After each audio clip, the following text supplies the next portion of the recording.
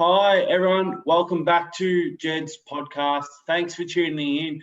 Well, got a massive episode coming up today, which I'm really excited to chat to Emma Grant. She played for Collingwood previously. Welcome to the podcast show, Emma. Thanks for coming on. And how have you been? Thanks for having me, Jed. Great to be here. No worries at all, Emma. It's great to have you on the show. I really appreciate your time today. The first question for you, Emma, how did you get into playing football? Yeah, so I grew up in Gisborne and my brother's only 14 months older than me, so I sort of did everything he did.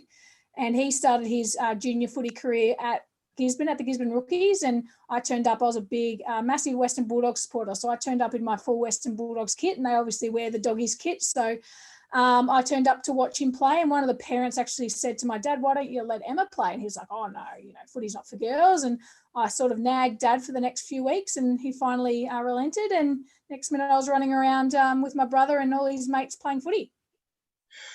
Fantastic. Footy is one of the best sports that we ever have, I reckon. Absolutely, I agree, mate. Yeah, so you were just saying then, obviously, playing footy, where were some of the clubs you played at before you played AFL, obviously? Yeah, so I played at Gisborne until I was 12 and I no longer could play football. That was the rule back then. And there was no real sort of pathway for girls back then.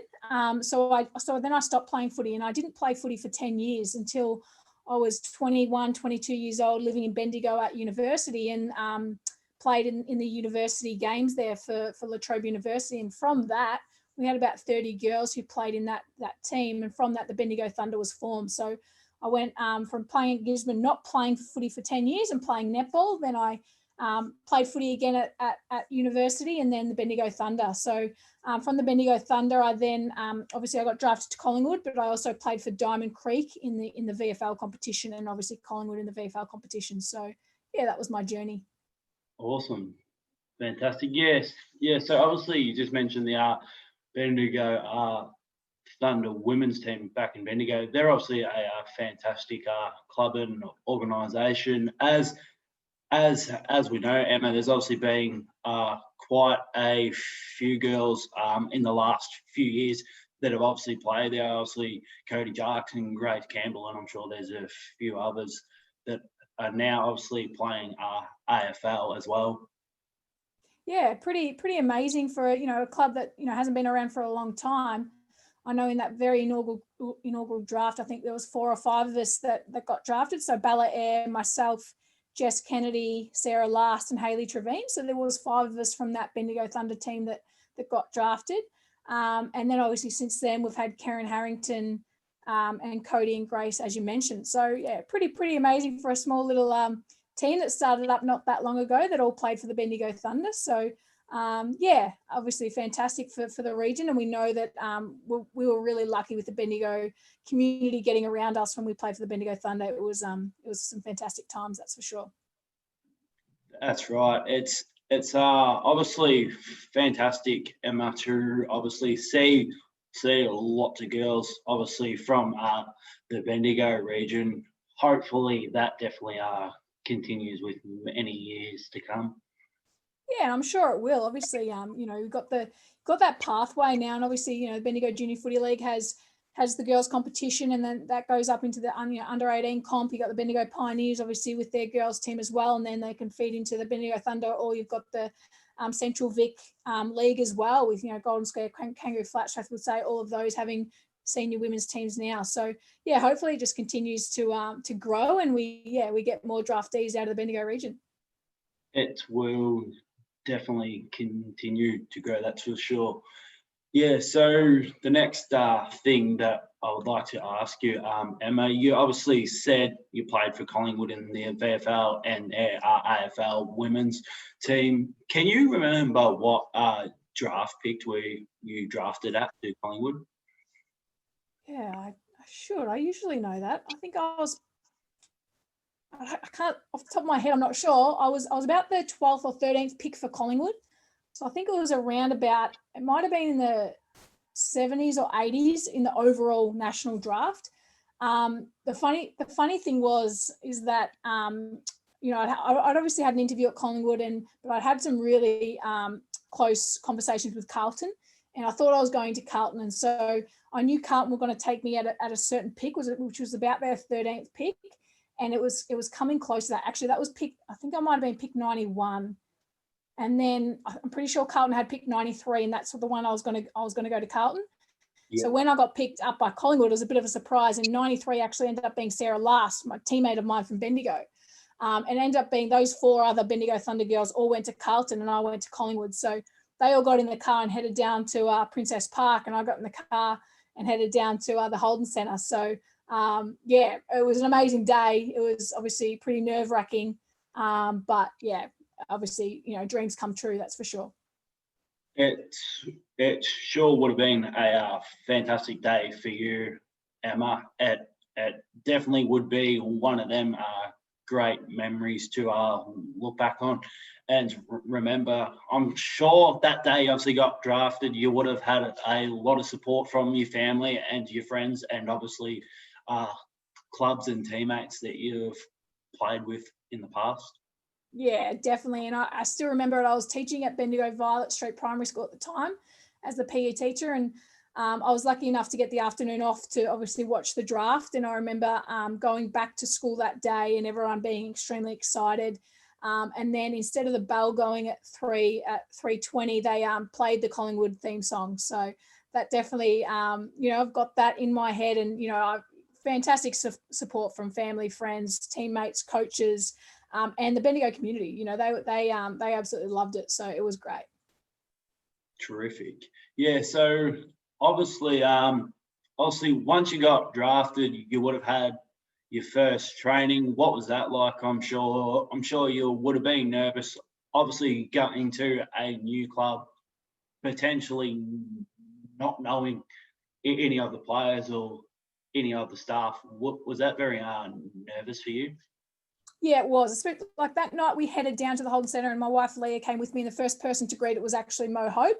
She gave us a big hug, and she gave Leah a hug thinking Leah was a player as well. It was quite funny. But, Eddie Maguire was overseas at the time, and he was on loudspeaker welcoming us all, and, sort of saying we're now part of the club, and, if we need anything, contact him, that sort of thing. So it was pretty cool. And it wasn't until a few weeks down the track that we had our first training session. But yeah, as you mentioned, I didn't know many of the girls. I'd obviously played a couple of the exhibition games for the Demons in the lead up. So I probably knew of the girls a lot more than actually knowing them. They'd obviously played a lot together down in Melbourne. So being obviously the only girl from Bendigo, there was a couple of girls who I'd played against. But it was really nerve-wracking. But it was, I can still remember it. And even, even in my 4th year walking into the Holden Centre, I wouldn't take it for granted. I knew it was, an amazing opportunity, an amazing club, incredible facilities, and, just super lucky, and, living my childhood dream. Although my childhood dream was to play for the Bulldogs, but playing for the Pies was pretty cool too. It's a fantastic opportunity. As we know, Emma, not everyone can get that opportunity or that experience like you and many of the other girls have. So you definitely would have enjoyed your time at the club, that's for sure. Yeah, just the opportunities that even came out of it. Obviously, playing the game and playing in front of people and on TV and all that sort of stuff was amazing. But little things like I got an opportunity to go to the Northern Territory and go into communities that are absolutely in the middle of nowhere with the Collingwood Footy Club. Amazing opportunities to connect with different community groups who probably don't have it as easy as we do and aren't as fortunate as us.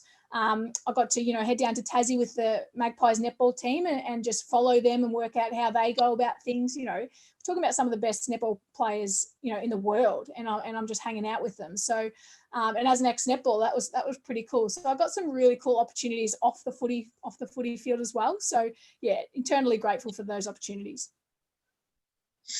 Sounds like you obviously definitely had some fantastic opportunities off the field. Yeah, so obviously you just mentioned then you obviously done some trips. What were some of the other things that you as players had to do outside of playing and obviously training? Yeah, so it's a little bit different, obviously, because we're still working and whatnot. Part of our contract is you've got to do about 20 hours of, whether that's clinics or, helping out at, soup kitchens and all these different things. And that was tricky, especially because, for myself as a full-time teacher, during the day, I'm pretty busy, and then I'm heading to training. There's not a whole lot of time in between. So they're pretty flexible with that. But girls that were studying or had just casual jobs and had the time, they were able to do a lot more of that sort of stuff of running clinics and heading out to schools and helping out at different events. So they were flexible in that, and it was more of, if you were able and willing, you could take those opportunities. Awesome. The AFL and the football clubs down there, they definitely do a fantastic job, especially with just some of the things that you mentioned there. And I'm sure there's a lot more, but they do fantastic stuff for their community, which is great. Yeah, absolutely. And it's all about giving back, isn't it? Those clubs, they're doing so much for so many different people, and it's about trying to do a really good job as well. So, the community sector of the Collingwood Footy Club is amazing, and the sort of stuff that they do to give back, and especially to the, people that aren't as fortunate as us. So it's nice to do. Definitely would be nice to do. Yeah, so I was going to ask you another thing, obviously, and this is about the game. Who, obviously, when you played your first game, who do you remember that you played against in your first game? So it's quite funny. So I lined up in the forward line, and Sarah Last, obviously Bendigo girl, lined up against me. So that was pretty funny. We had a bit of a smirk and shook each other's hands. And I sort of was playing as a bit of and then I'd push up into the midfield. But that first game was just, it's hard to put into words about that very first game. I remember doing the warm up and seeing the people coming in, and then when we ran out on that ground, and the noise was just, I couldn't, Jed, if you were 5 meters away, I couldn't hear what you were saying. Like, it was absolutely crazy. And obviously I got concussed during just after half time in the third quarter. So it was pretty disappointing, but end of the day, footy was just such a massive winner on that night. Yeah. Sorry, buddy. No, that's all right. That's all good. Footy was just such a massive winner. And so I definitely remember lining up on Sarah Last. Besides that, I remember just running around like a bit of a headless chook and just with this huge smile on my face thinking, how good is this? Definitely would have been a great experience. Yeah, and obviously, while we're talking about the game, obviously, before the game, did you have a certain routine that you had to go through yourself, or did you just follow what the rest? Yeah, I didn't have too many superstitions. I think I was still sort of, just learning so much as well. A couple of things that I'd always do was, I'd obviously got my ears pierced. I'd always put my earrings back into my mouthguard case and get my mouthguard out just before the game. So I'd be in the warm-up, everyone's like, Granny, you got earrings in? I'm like, it's okay. Like, yeah, I'll put my mouthguard, I'll put my earrings away. And jam sandwich or jam roll was my sort of go-to before the game for a little bit of energy. But besides those couple of things, I think, I was pretty flexible in what was happening. I know definitely there's some girls who have some certain routines that they need to adhere to, but for me, probably just, my earring and mouthguard little thing and jam roll or jam sandwich. Thank you for sharing that, Emma. Really appreciate that. Yes.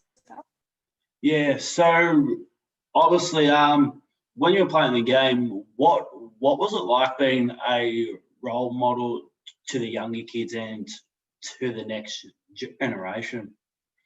Yeah, I think growing up and not having any women playing footy, or there was plenty of women playing footy, but not obviously at the level we were, or at least being shown. And you can't be what you can't see, and that's probably my biggest thing, is that the more we can expose everyone, boys and girls, to men's and women's sport, then they can see what they can become. So to turn up at games and see girls with a number 5 jersey on the back of their Collingwood jumper and say, hey Emma, can I have a picture? Like, that's pinch yourself stuff. It's crazy. And Yeah, I mean, you sort of, still thinking about that right now, you just think, did that seriously happen? And it did. And, for people to get in touch via email or Instagram and be like, you're my favorite player. Like, I love the way you do this and whatnot. Like, it just, you sort of think, wow, like, this is pretty cool. And like, that's at a little scale, AFL Women's is, really starting to develop. And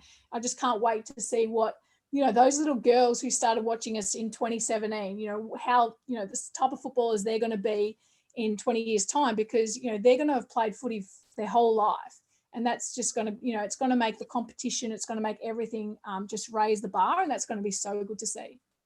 It certainly will be fantastic to see, Emma.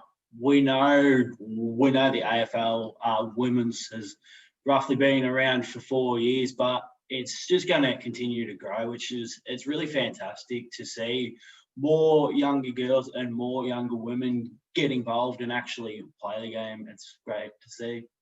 Yeah, and obviously more AFL clubs are wanting teams.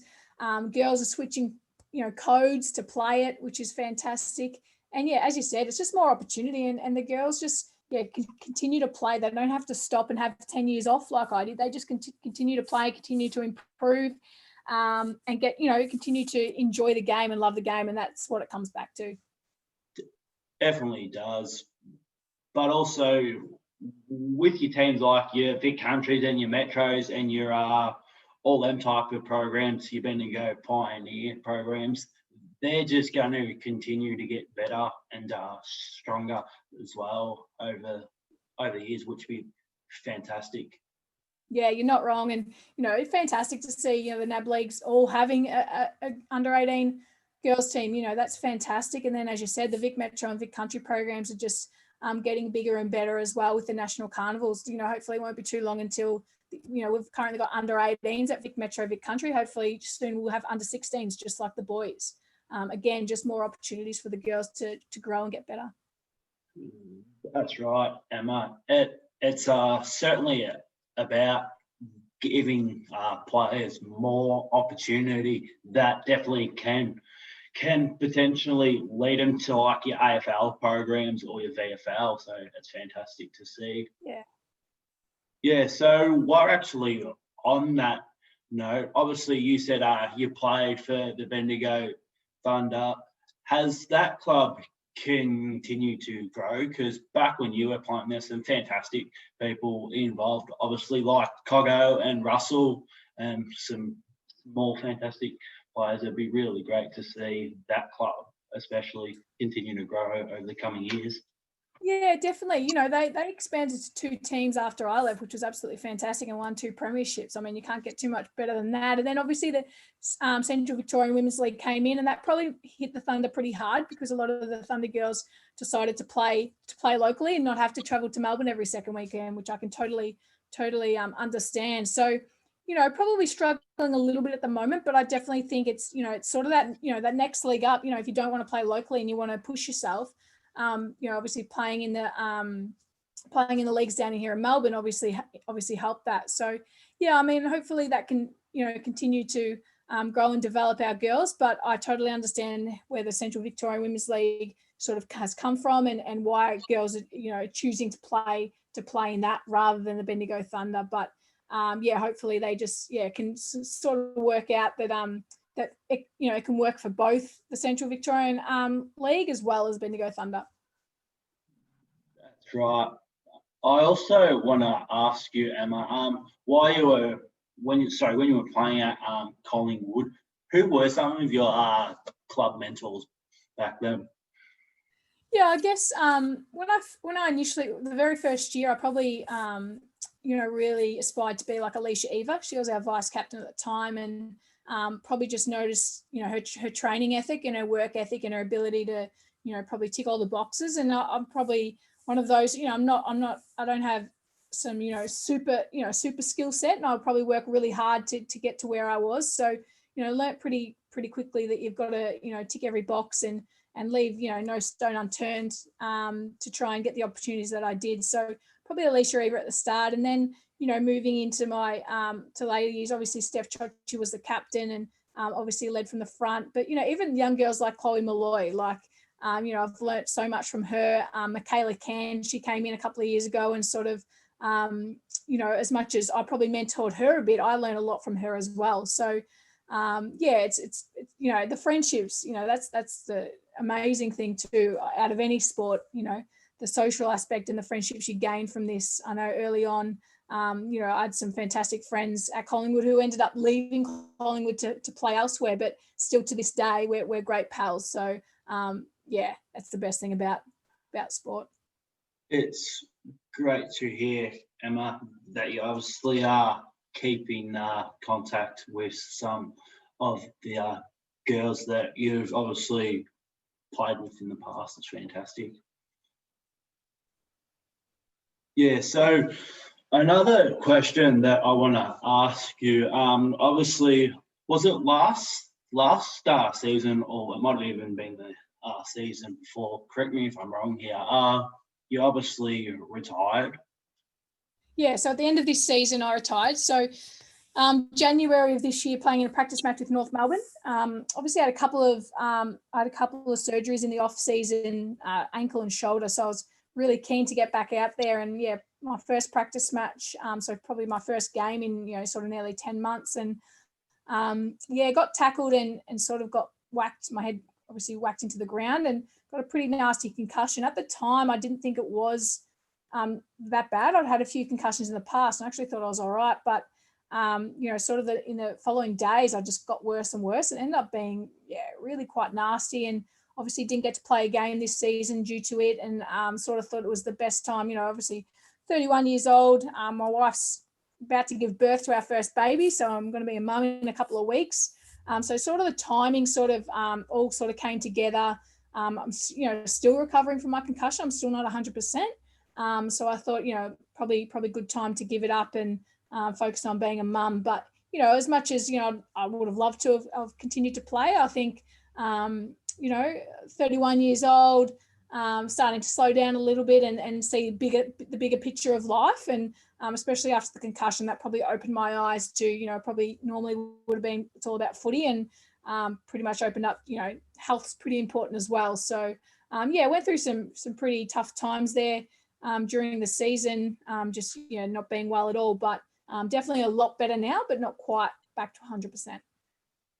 Glad to hear you're feeling a bit better now. Hopefully you feel 100% soon, Emma.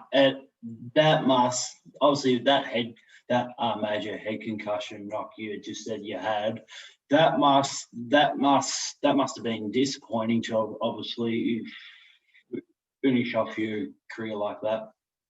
Yeah, definitely. I mean, wouldn't it be nice to be standing up with a premiership medal around my neck, to finish off? But it doesn't happen too often. Maybe for Gary Ablett in a couple of days. You're probably thinking, hopefully not tomorrow.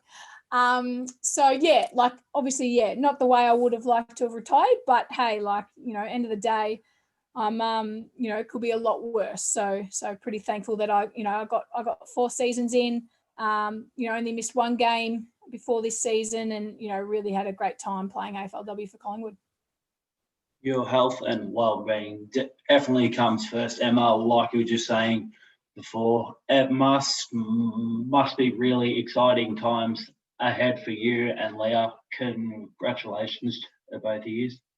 Yeah, thanks, mate. That's been a bit of a journey as well, and to obviously find out she was pregnant early in the year, and knowing that what to do about footy, it sort of made my decision so easy, because obviously we would be starting pre-season in a couple of weeks, and that's the time the baby's due, and I just knew I couldn't be a great mother and be a great wife if I was at training 4 nights a week after working all day. So we're super excited. Could be any day now.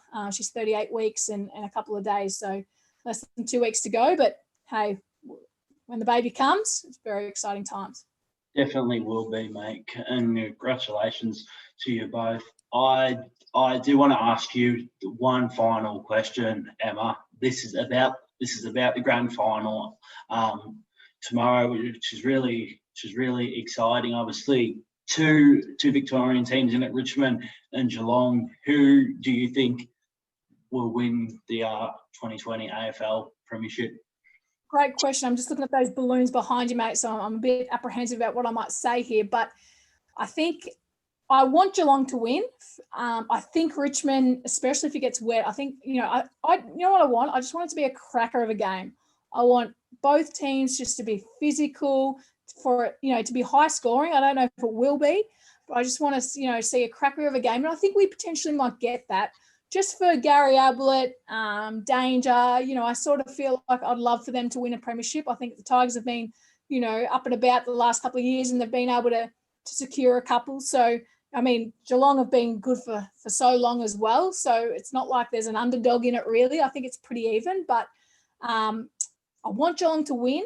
I think Richmond might just pip them at the post, but I hope it's like 1 point in it with 30 seconds to go, mate. Hopefully it will be a close game. Close grand finals and finals. They're the ones that everyone likes to watch. Absolutely. Definitely. Well, Emma, we'll wrap the show up now. A massive thanks to you for coming on and obviously sharing your football journey over the years. Really appreciate your time. No worries, mate. Thanks for reaching out and asking me to come on, and good luck with it all. No worries. Thank you. Thanks, everyone, for tuning in. Stay tuned for next week's episode. Bye for now.